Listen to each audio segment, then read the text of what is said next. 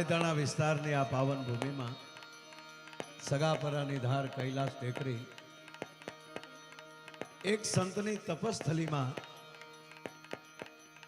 કોઈ એક ભજન કરે તો શું થાય એનું પરિણામ આ છે કે કોઈએ ભજન કર્યું હોય ને ત્યાં ભજન આવીને પાછું ઊભું રહી જાય અને પૂજ્ય મોરારી બાપુના વ્યાસ આસને સાહેબ કથા સાંભળવી ને એ હિમાલય કરતા પુણ્યના ઢગલા મોટા થયા હોય ને એ આ મંડપમાં આવી શકે. આ નાની ઊની વાત નથી સાહેબ. પૂજ્ય બાપુ અહીંયા આવે અને